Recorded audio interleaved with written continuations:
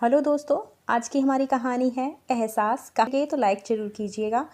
आ गया बेटा, कैसा था तेरा ससुराल का प्रोग्राम? कैसी रही तेरे साले की सगाई?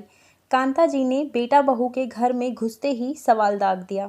बेटा साहिल उखड़ा हुआ वहीं माँ के पास सोफे पर बैठ गया, लेकिन बहू कीर्ति उतरा हुआ मुंह लेकर अपने कमरे की ओर बढ़ गई।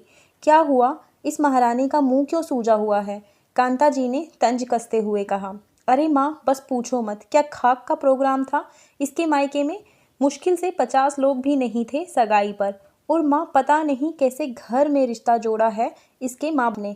अरे कोई स्टैंडर्ड ही नहीं है उनका। मिलनी में 100 रुपए के लिफाफे पकड़ा दिए। और इसकी होने वाली भाभी, बस पूछो मत, बिल्कुल गवार लगती है, गवार। साहिल तेज आवाज में बोले जा रहा था और कांता जी के चेहरे पर बेटे की बातें सुनकर कुटिल सी मुस्कान तैर गई। अरे बेटा, अब ऐसी लड़की मिल गई, वो भी गनीमत है उनकी। 3 साल से बेचारे धक्के खा रहे हैं। बेटे की बात का समर्थन करते हुए कांता जी बोली। हाँ माँ, ये तो है। खुद कौन सी पढ़ी लिखी फैमिली है इनकी। मेरे ससुर को तो 10 लोगों के बीच बैठकर चम्मच से खाना भी नहीं आता। बोलकर दोनों माँ बेटे ठार मार कर हंस पड़े। सास और पति की बातें सुनकर कीर्ति की आंखें भर आई। सारे रास्ते भर वो साहिल की बेहुदा बातें सुनती ही आ रही थी, लेकिन अब घर आने के बाद इस तरह अपने मायके का मजाक उड़ाते देखा तो उसे गुस्से से ज़्यादा दुख हो रहा था। उसके भाई के मंगल दोष के कारण कहीं रिश्ता तय नहीं हो रहा था। आखिर में जब सोना का रिश्ता आया तो बिना किसी देर के कीर्ति के पिता ने अपने बेटे का रिश्ता तय कर दिया। माना लड़की वाले थोड़े पारंपरिक थे, क्योंकि अभी भी वो गांव और खेती बाड़ी से जुड़े लोग थे, लेकिन खाते पीते देसी आदमी थे। कीर्ति को तो अपनी होने वाली भाभी बहुत पसंद आई थी। उसे विश्वास था कि वक्त के साथ सब उसी परिवेश में ढल जाते हैं जहां रहते हैं, लेकिन साहिल ने उनके भोलेपन को ही मजाक बना दिया। थोड़ी देर बाद जब कीर्ति कमरे से बाहर आई तो देखा कांता जी फोन पर अपनी बेटी से बात कर रही थी। अरे हाँ बेटा, हो गई तेरी भाभी के भाई की सगाई।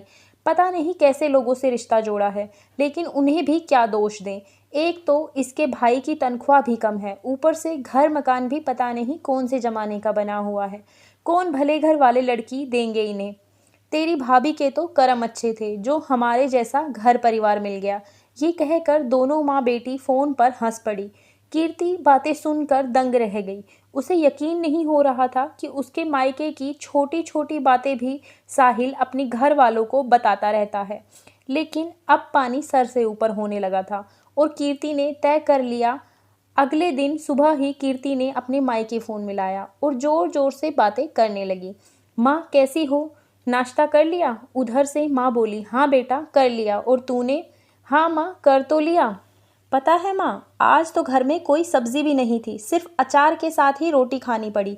कीर्ति बोली। सास ने सुना तो सन्न रह गई। फोन रखते ही वो कीर्ति पर गरजी। बहू, ये क्या बात करती हो अपनी माँ से कि आज क्या बनाया क्या नहीं? आज सब्जी लाई हुई नहीं थी तो नहीं बनी, वरना रोज तो बनती है ना।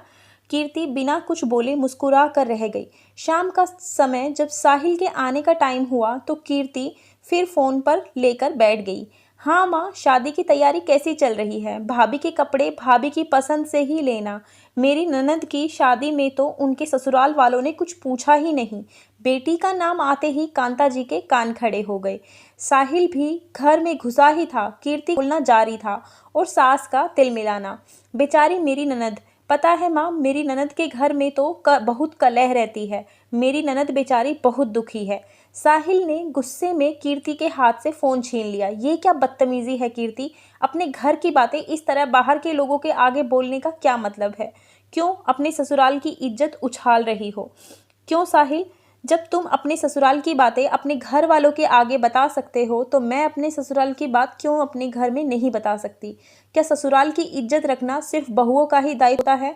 दामाद का जब मन करे अपने ससुराल की खिल्ली सबके सामने उड़ा सकता है। ऊंच नीच किस घर में नहीं होती है साहिल?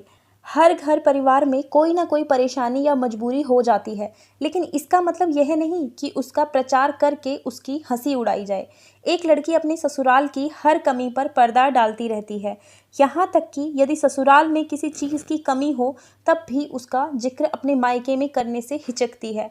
लेकिन दामाद अपने ससुराल की एक बात नमक मिर्च लगाकर अपने घर वालों के साथ हंसता है। क्या यही परिवार होता है? साहिल सब कुछ समझ रहा था। उसकी गर्दन शर्म से झुक गई थी। कांता जी भी निशब्द थी। कीर्ति फिर बोली, फिर से मैं तुम्हारे जैसी नहीं हूँ। मुझे पता है अपने परिवार की इज्जत अपने हाथों में होती है। जिस तरह ये मेरा परिवार है वो भी तुम्हारा परिवार है। परिवार वालों को एक दूसरे का सहयोग करना चाहिए। मजाक बनाने के लिए तो सारी दुनिया पड़ी है। मैं दिल से अपने ससुराल वालों को अपना परिवार मानती हूँ, तुम्हारी तरह बाहर वाले नहीं मानती।